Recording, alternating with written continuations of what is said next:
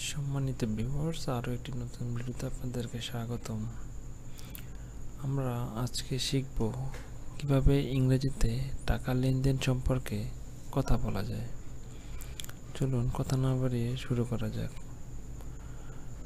আমরা প্রথমত বলতে পারি, ক্যান আই বরো 500 টাকা ফ্রম ইউ, যার বাংলা অর্থ হচ্ছে তোমার কাছ থেকে 500 টাকা ধার পাওয়া যাবে। আমরা বলতে পারি ইংরেজিতে, ক্যান আই বরো 500 টাকা ফ্রম ইউ, যার বাংলা অর্থ হচ্ছে তোমার কাছ থেকে 500 টাকা ধার পাওয়া যাবে।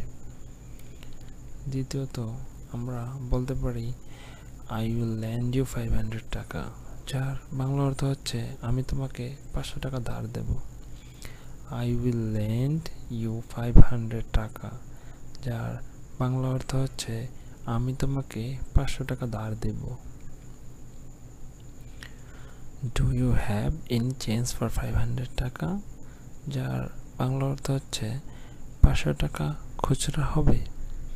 আমরা যদি বাংলায় কোনো দোকানে গিয়ে বলতে পারি 500 টাকা খুচরা হবে, তা ইংরেজিতে বলতে গেলে তা বলা লাগবে, do you have any change for 500 টাকা, যার বাংলা অর্থ 500 টাকা খুচরা হবে। আমরা আরও বলতে পারি, I am short on cash, যার বাংলা অর্থ হচ্ছে আমার হাতে টাকা কম। যখন আপনার হাতে টাকা কম থাকবে আর তখন যদি কেউ আপনার কাছ থেকে টাকা চায়, তখন আমরা সাধারণত ব্যবহার করে থাকি I am short on cash, যার বাংলা অর্থ হচ্ছে আমার হাতে টাকা কম।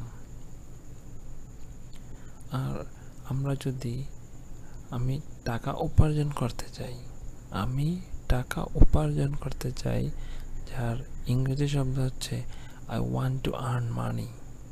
I want to earn money এর শব্দ বাংলা অর্থ হচ্ছে আমি টাকা উপার্জন করতে চাই।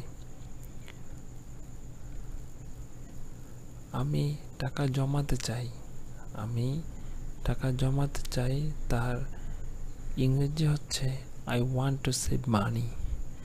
আই ওয়ান্ট টু সেভ মানি এর বাংলা হচ্ছে আমি টাকা জমাতে চাই। Don't spend too much money, বেশি টাকা খরচ করো না। Don't spend too much money, যার অর্থ হচ্ছে বেশি টাকা খরচ করো না।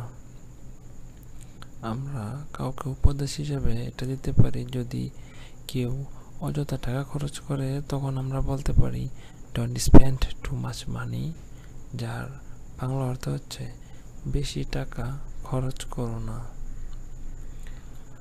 আমরা আরও বলতে পারি, I took A loan of 50,000 টাকা ফ্রম দ্য ব্যাংক, যার বাংলা অর্থ হচ্ছে আমি ব্যাংক থেকে 50,000 টাকা ঋণ নিয়েছি। যখন আপনি কাউকে বলবেন আপনি এত টাকা ঋণগ্রস্ত আছেন অথবা আপনি ব্যাংক থেকে ঋণ নিয়েছেন, তখন আমরা ইংরেজিতে বলতে পারি, I took A loan of 50,000 টাকা from the bank. I took A loan of 50,000 টাকা ফ্রম দ্য ব্যাংক, যার বাংলা অর্থ হচ্ছে আমি ব্যাংক থেকে 50,000 টাকা ঋণ নিয়েছি।